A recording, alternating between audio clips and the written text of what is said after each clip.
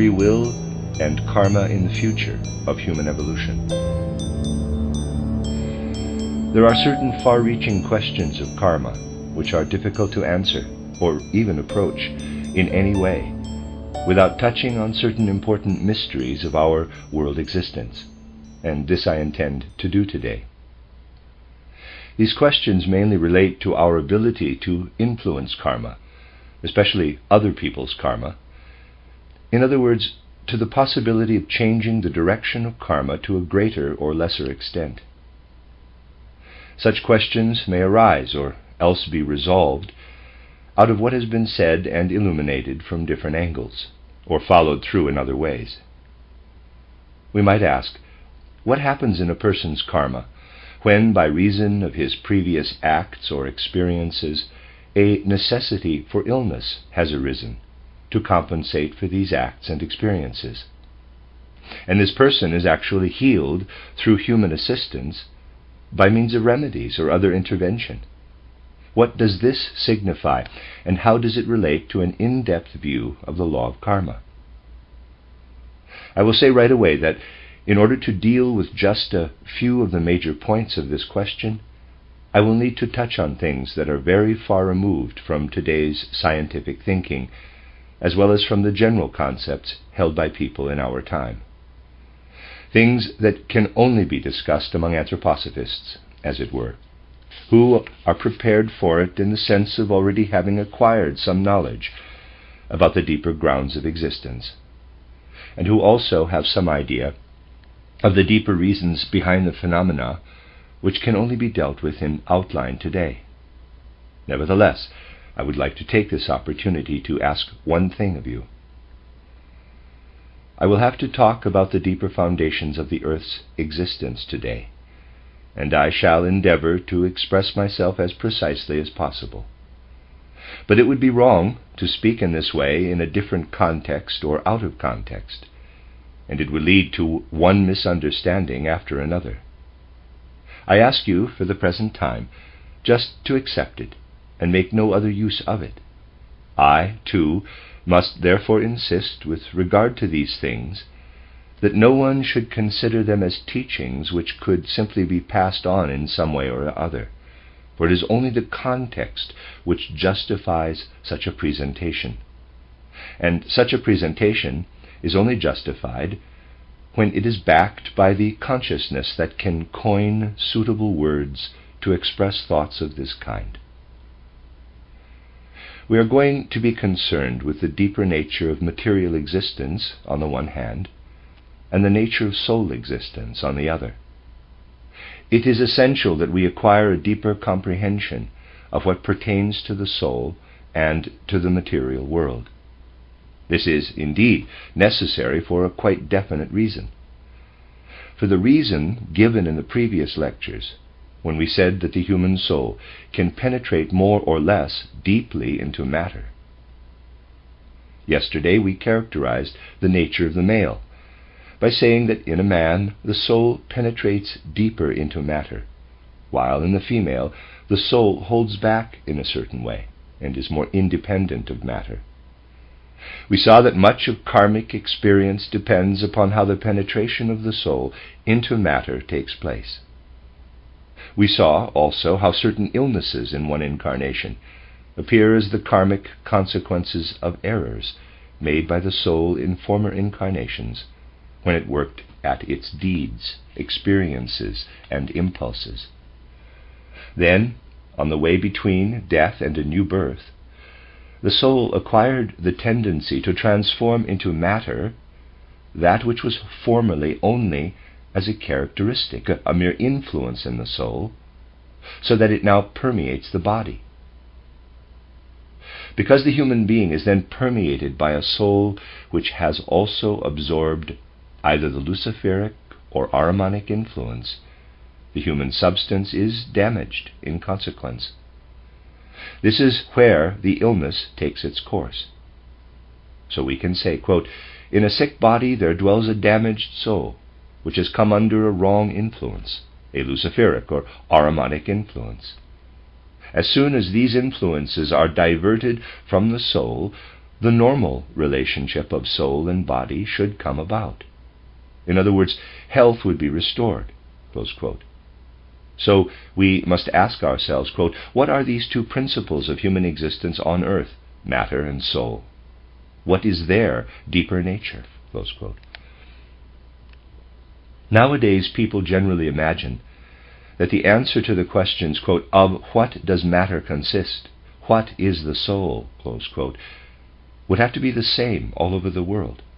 And I am not suggesting that human beings should find it easy to grasp that the beings who lived on the old moon would have answered the question about the nature of matter and soul very differently from earthly beings. For existence is so much in the throes of evolution that even things like the ideas a being may have about the deeper foundations of his own nature will change, so that the answer to the questions what is matter, what is soul, must also change.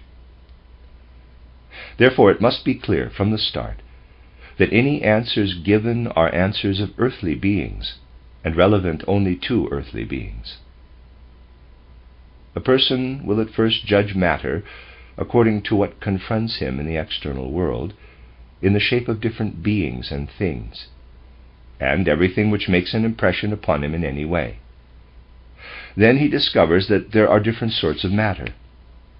But I need not go very far into that, for you may find in all the ordinary books those expositions which could be given here if we had more time. These differences in matter present themselves to us when we see the different metals, gold, copper, lead, and so on, or when we see anything that does not belong to this category. You know, too, that chemistry traces these different materials back to certain fundamental substances of matter called elements.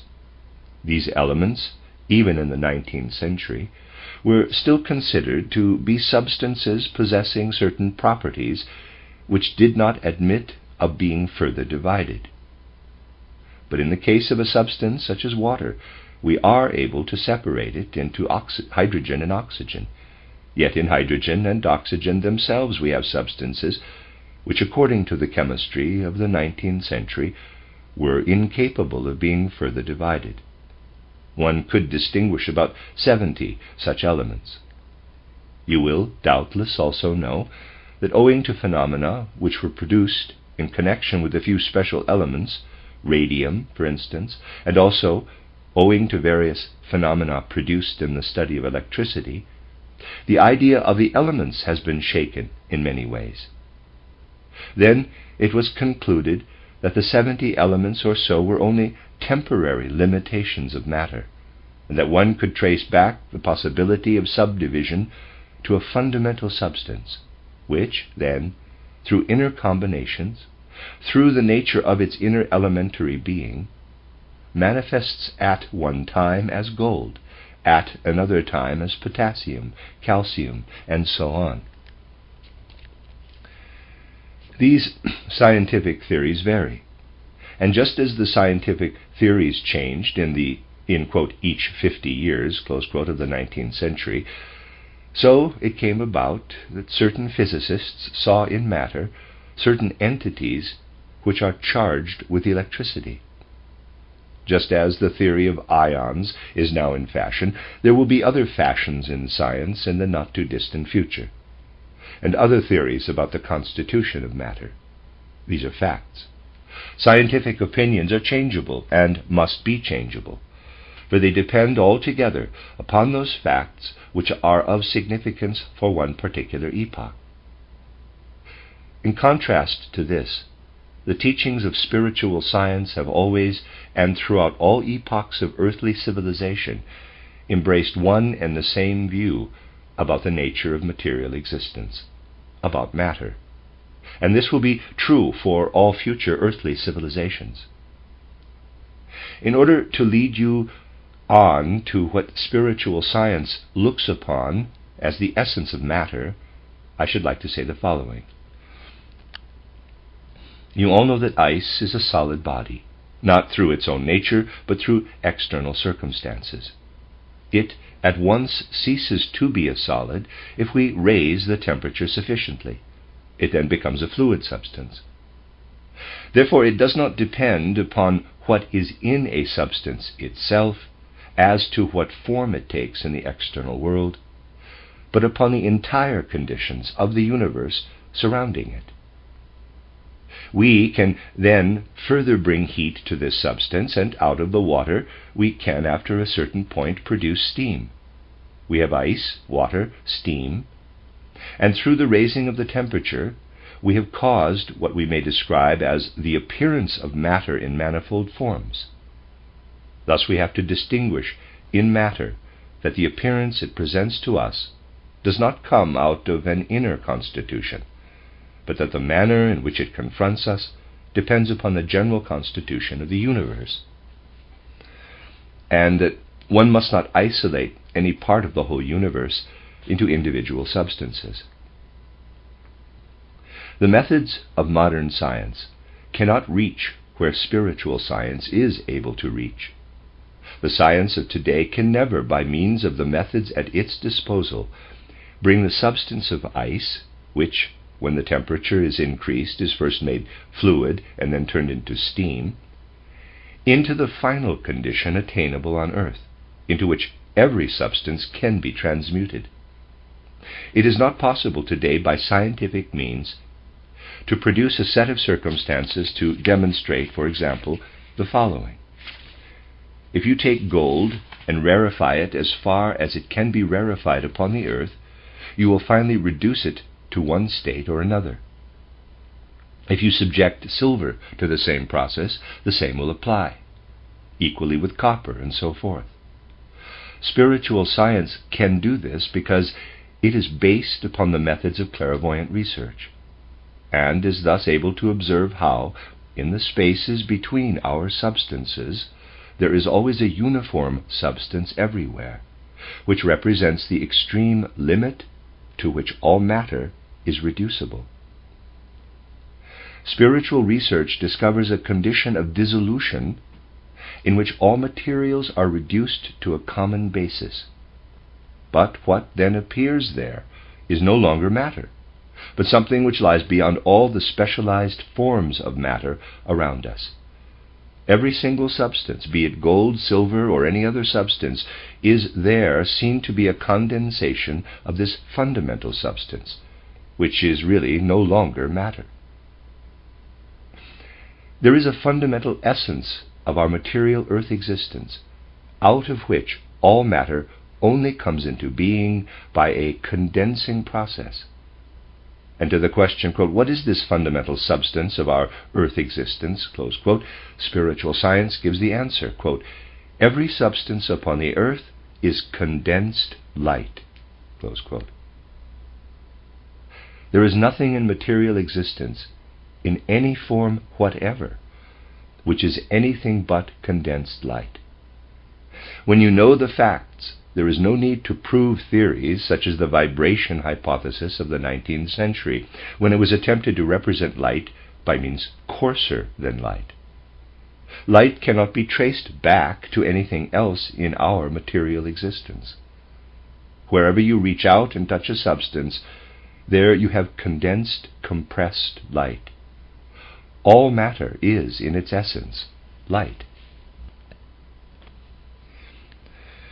We have now looked at one side of the question from the point of view of spiritual science. We have seen that light is the foundation of all material existence. If we look at the material human body, that also, inasmuch as it consists of matter, is nothing but a substance woven out of light. Inasmuch as man is a material being, he is composed of light. Let us now consider the other question. Of what does the soul consist? If we applied the methods of spiritual scientific research to the actual basic essence of the soul, we would find that everything that manifests on earth as a phenomenon of soul is a modification, is one of the infinite variety of transformations possible of that which we call love. provided that we genuinely grasp the intrinsic meaning of this word. Every single stirring of the soul, wherever it occurs, is love modified in some way or other. And when the inner and outer are configured into one, as it were, and imprinted into one another, as is the case in the human being, we find that his outer corporeality is woven out of light, and that his inner soul is spiritually woven out of love. Indeed, love and light are interwoven in some way in all the phenomena of our earth existence. For a spiritual understanding of these matters, the first question to ask is this, quote, how are love and light interwoven in any way? Close quote. Love and light are the two elements, the two components which permeate all earthly existence. Love is the sole constituent. Let me read that one more time. Love is the sole, S-O-U-L, constituent of earthly being. Light is the outer material constituent of earthly being. However, for these two elements, which otherwise would exist separately throughout the great course of world existence, to become interwoven, a mediating force is needed that will weave light into love. The power that thus weaves light into the element of love must have no special interest in love. It must be interested only in spreading the light as far as possible, in letting the light stream into the element of love. Such a power cannot be an earthly power, for the earth is the cosmos of love. The earth's mission is to weave love into everything. In other words, everything which is connected with earthly existence is connected with love in some way. This is where the Luciferic beings come into play. They remained behind on the moon, the cosmos of wisdom. They have a special interest in weaving light into love. The Luciferic beings are at work wherever and whenever our inner soul, which is woven out of love, enters into any kind of relationship with the element of light in any form. And we are, after all, confronted with light in all material existence. When light touches our being in any way whatsoever, the Luciferic beings appear, and the Luciferic quality weaves into the element of love.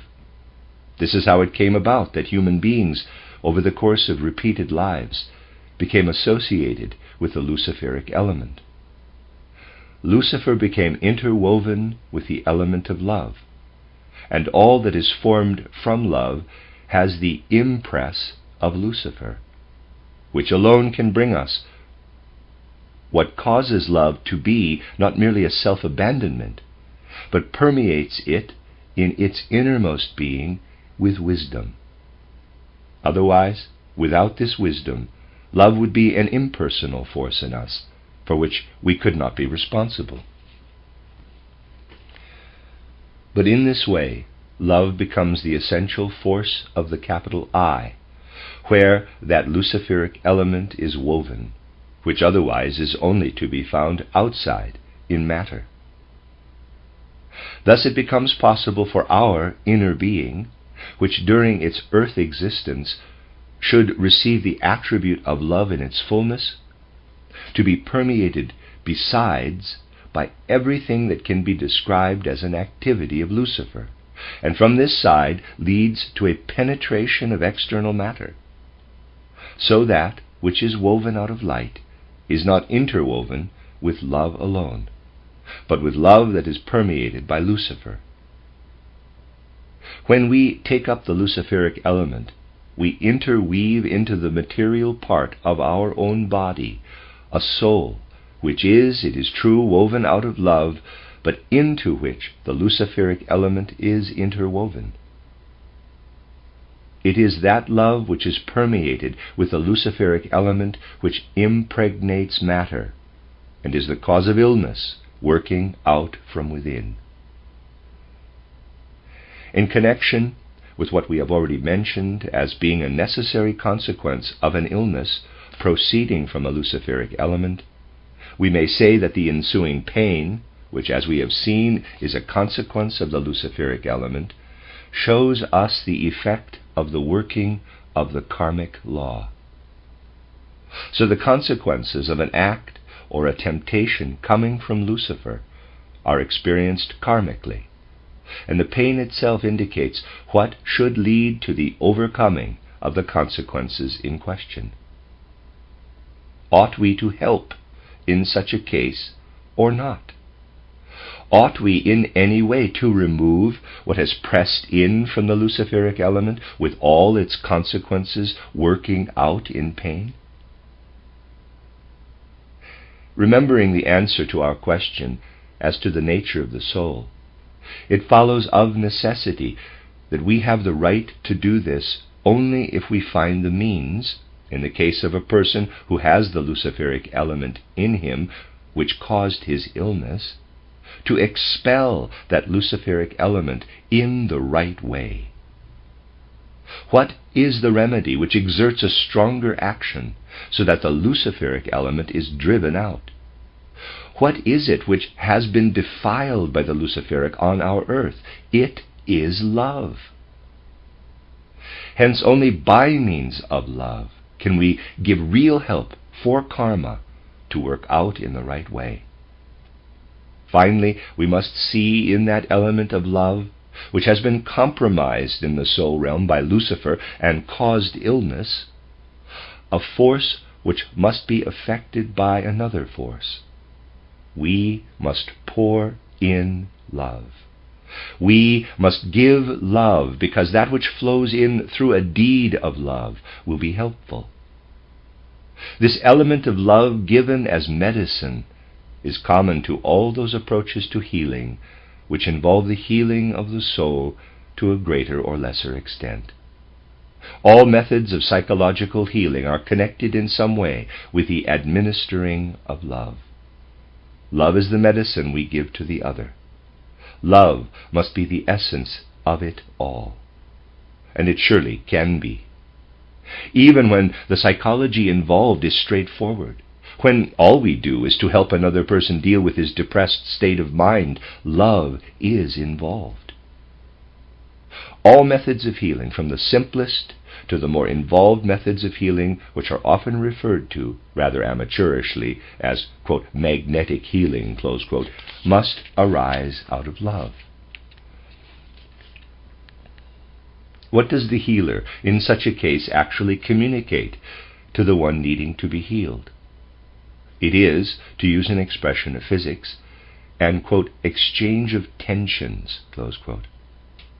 What lives in the healer, namely certain processes in his etheric body, relates in a particular way to the one to be healed, creating a kind of polarity. Polarity arises just as it would, in a more abstract sense, when one kind of electricity, say positive, is produced, and the corresponding other, the negative, appears. In this way, polarities are created. This is a supreme deed of sacrifice. We are calling forth a process within ourselves which is not only intended to be meaningful to ourselves, for then one would call forth one process only.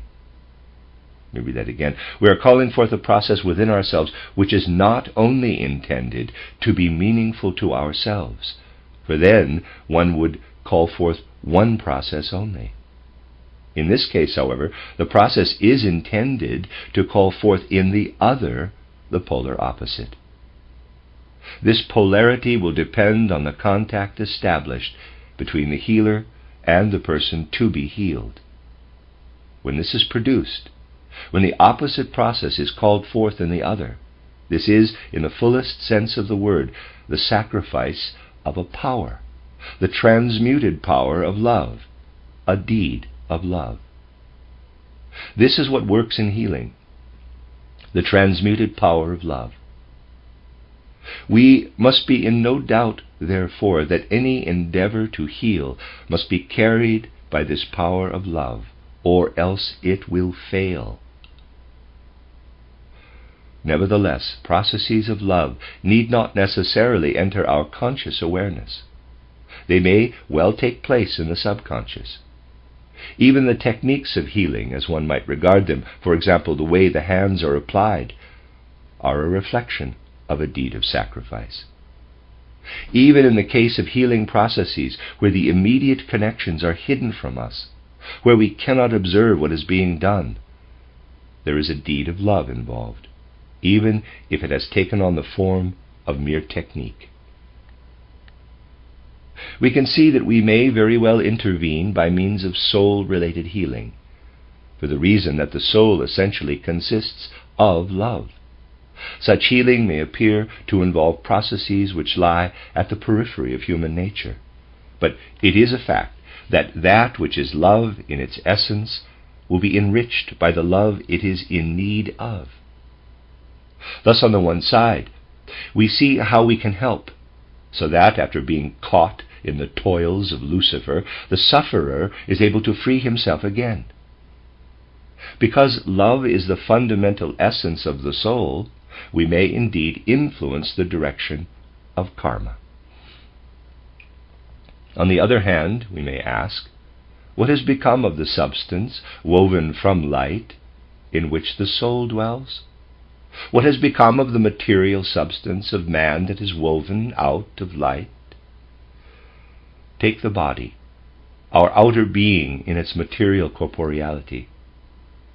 If, through a karmic process, there had not been imprinted from out of the soul into matter a love substance, such as is permeated by Lucifer or Ahriman, if a pure love substance only had poured in, it would not have been defiling or damaging to the substance woven out of light. If love alone were to flow into matter, it would then so flow into the human body that the latter could not be damaged. It is only because love, which has absorbed Luciferic or Ahrimanic forces, can penetrate, that the substance woven out of light becomes less perfect than it was originally intended to be. Therefore, it is only due to the Luciferic or Ahrimanic influences which pour into the human being during his consecutive incarnations that the human organization is not what it might be. If it were as it ought to be, it would manifest healthy human substance. But because it has absorbed the activities of Lucifer and Ahriman, sickness and disease result. How can we remove from outside those influences which have entered from within, from an imperfect soul, that is, from a wrong love substance? What happens to the body when something which is inappropriate affects it? According to spiritual science, something happens which turns light in some way into its opposite. Light has its opposite in darkness or obscurity. Everything that presents itself, strange as it may sound, as the defilement of that which is woven out of light, is a darkness woven out of a Luciferic or Ahrimanic influence. Thus we see darkness woven into the human substance. But this darkness was only thus interwoven because the human body has become the bearer of the I that lives on through the incarnations. This was formerly not there. Only a human body can be subject to this corruption, for such a corruption was formerly not contained in that which was woven out of light. The human being today draws the basis of his material life out of what he has gradually rejected in the course of evolution. That is, the animal kingdom, the vegetable kingdom, and the mineral kingdom. These also contain the different substances woven out of light for earth existence. In none of these substances are there any of the influences which, in the course of human karma, have acted on the organism through the soul. In the three kingdoms around us, therefore, we cannot, through Luciferic or Ahrimanic influence emanating from our love forces, have a defiling effect. Nothing of us is there. What in us has been defiled is spread around us in all its purity. Consider a mineral substance, a salt, or any other substance which we also have within us, or might have within us. But in us it is interwoven with the love substance defiled by Lucifer or Ahriman. Outside, however, it is pure. Thus every substance outside is distinguished from what it is within the human body. Externally, it is always different from what it is in the human being, because in him it is interwoven with the Ahrimanic or Luciferic influence. That is the reason why, for everything of external substance which can be more or less defiled by us, there must be something outside which represents the same thing in its pure condition, without the human damage. That which exists in the world in its purity is the external cure for the corresponding substance in its damaged state. If you apply this in the right way to the human being, you then have the specific remedy for the corresponding injury. Thus we find, in an objective way, which remedy may be applied to the human body.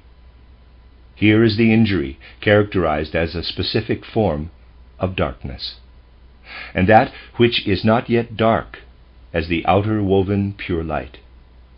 And we see why we are able to remove the darkness in the human being, if we bring pure substance woven from light to bear upon him. Thus the substance woven from pure light is a specific remedy for the injury.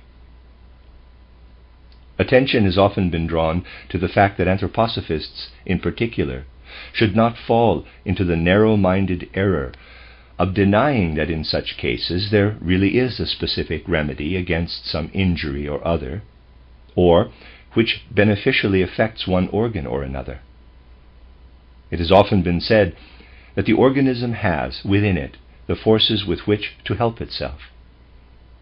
Even though the Vienna school of nihilistic therapy may be right in its assertion that by calling up the opposing forces we can bring about a cure, we may nevertheless help the cure by specific remedies.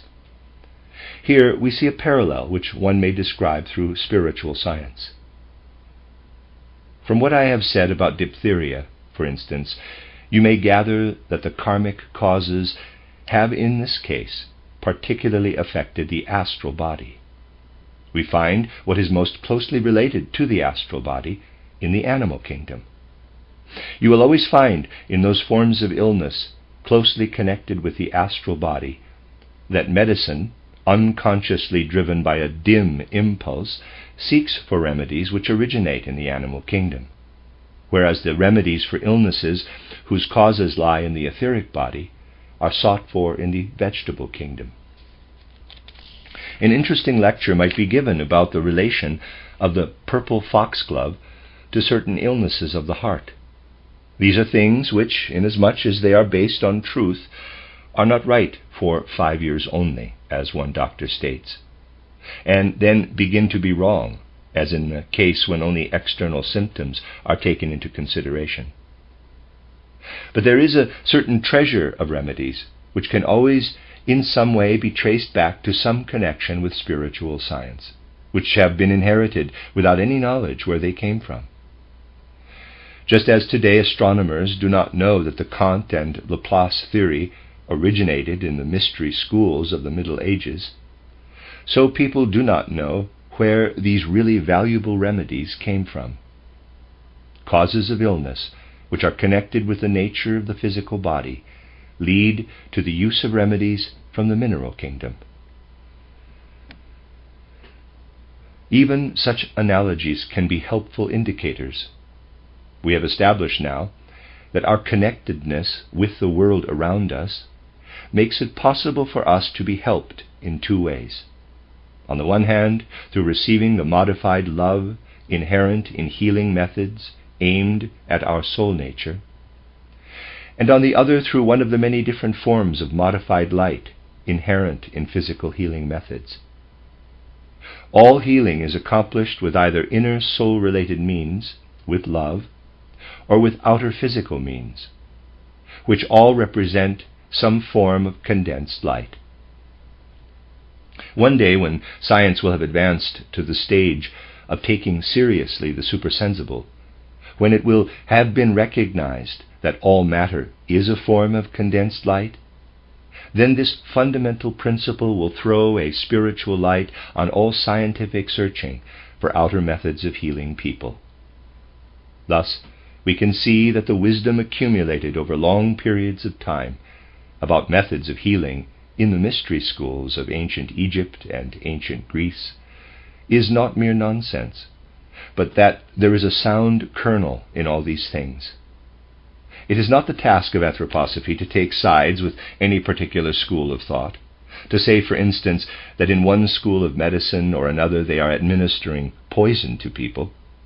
The word poison has an almost suggestive effect these days, and people don't consider that it is altogether relative. What is poison, after all? Any substance can work as poison. It depends on the method of healing and on the quantity administered. Water is a strong poison if you drink 10 liters of it all at once. The effect of this in terms of chemistry is not very different from that of any other substance. It is always a question of the quantity involved, for all these concepts are relative. From what we have learned today, we can say, quote, "How fortunate that for any illness we may suffer something exists." Read that again. "How fortunate that for any illness we may suffer, something exists in the world of nature around us, which will help us overcome it." Close quote. And we can meet the world around us with a special sense that there is more to rejoice over than the delights of beautiful flowers or mountains glowing in the sunlight. We may rejoice over the fact that everything around us is so intimately connected with everything we ourselves are made of, good or bad. We can enjoy a great deal more in nature than that which immediately appeals to us, for we will discover, the more deeply we grasp what it is that has thus condensed into outer matter, that this world of nature in which we delight contains powerful healing substance. The right healing substance for every illness man may succumb to is hidden somewhere in nature. And once we recognize nature as a healer, we must try to understand its language, obey what it tells us, and act accordingly. This is rarely possible today, because mankind has denied the light, and knowledge has been pervaded by darkness. This has made it difficult to listen to the pure language of nature. Therefore we need to be clear about this, that when no help can be given, when an illness cannot be influenced for karmic reasons, this does not imply absolutely that nothing could be done in every case. This remarkable connectedness of man and nature shows us once again that the whole wide world is one being, and we are part of this being. The keys to countless mysteries of earth existence lie in these words. Matter is woven out of light. The essence of the soul is love. But this applies only to earth existence, and not to any other realm of universal existence. Thus we have shown nothing less than that whenever we change the direction of karma in any way, we are connecting ourselves with the elements of our earthly existence, with matter woven out of light, or with love that has become soul. We have now established that we can be helped from two different sides, due to our connectedness with the world around us. We either draw the remedies out of our surroundings, out of the condensed light, or out of our own soul by the healing act of love. We unite ourselves with what is right in every sense upon the earth, when, on the one hand, we unite ourselves with light, and on the other with love. All earth conditions are in some way conditions of balance between light and love, and everything unhealthy is a disturbance of that balance. If the disturbance is in the realm of love, we can help by applying the power of love ourselves.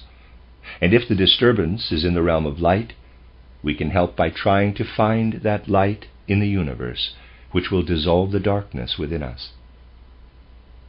These are the basic elements by means of which human beings can provide help in the sense of healing. They demonstrate how everything in earthly life depends on the balance of opposite elements. Light and love are in fact polar opposites, and ultimately everything that happens in the realms of soul and matter on earth depends on the way in which these elements weave into one another in our life.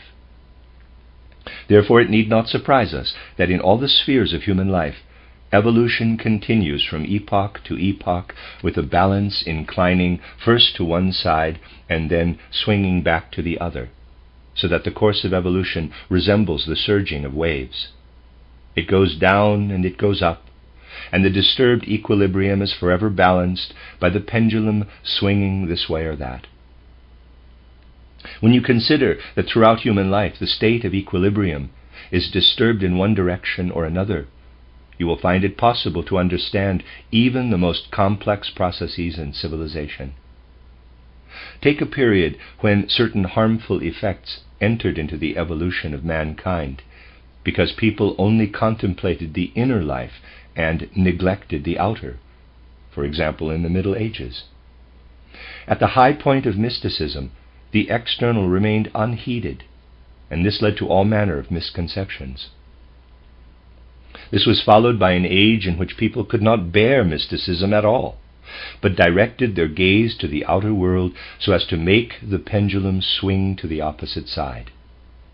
And then there are the periods of transition from the Middle Ages to modern times. You will find a great variety of such disturbances in the state of equilibrium. In this connection, I would like to point out that an eminent characteristic of many people in our time is reflected in the fact that they have completely forgotten, have lost their connection to what might be called the consciousness of a supersensible world. Consequently, there are great numbers of people today who are oblivious to the existence of a spiritual world, and are therefore opposed even to thinking about the possible existence of a spiritual world. In times like this, one will always find something like a counterpart of that phenomenon. I would like to characterize this in very straightforward terms.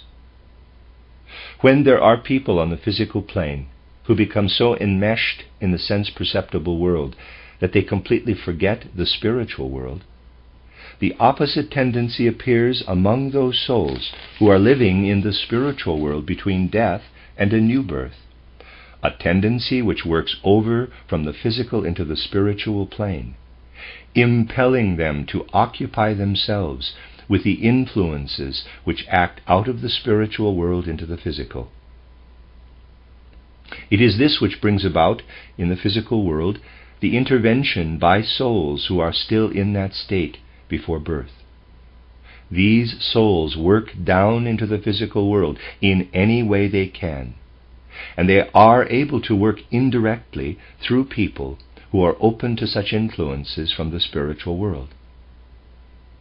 If one is called upon to introduce clarity in matters like this, one must not accept everything that purports to be a revelation from a spiritual world.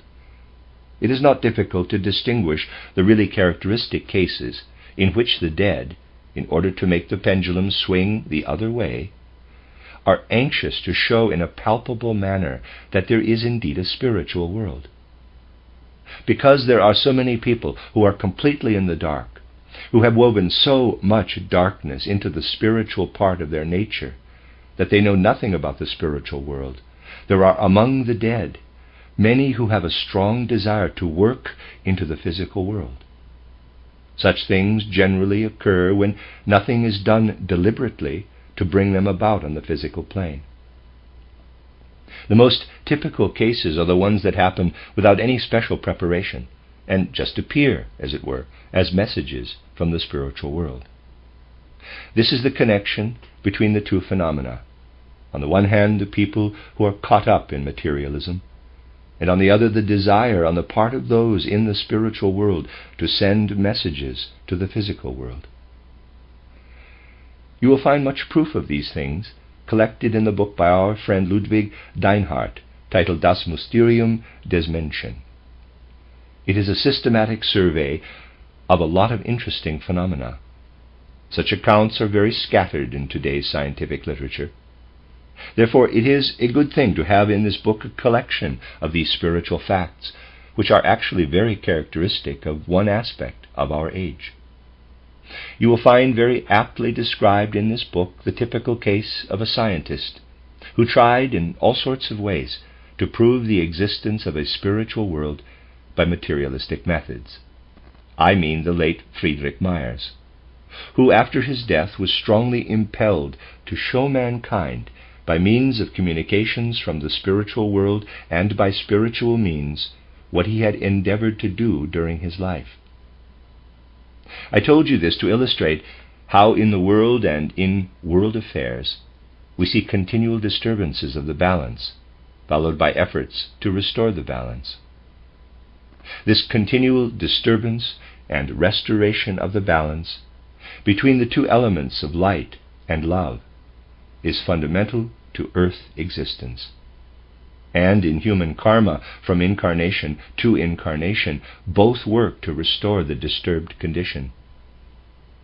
Karma, working its serpentine way through incarnations, is just such a disturbed balance, until man, after all his incarnations, shall at last create the final balance, which can be reached upon earth. Having fulfilled his mission on earth, he evolves then into a new planetary form. I have endeavored to present you with what you need for a deeper understanding of the laws of karma. That is why I have plainly stated the fundamental and mysterious truth. Matter is in reality woven light, and that which belongs to the soul is refined love. These are ancient occult sayings, but they will be true for all times to come, and will prove fruitful in human evolution, not only for our pursuit of knowledge, but also for our work in the world.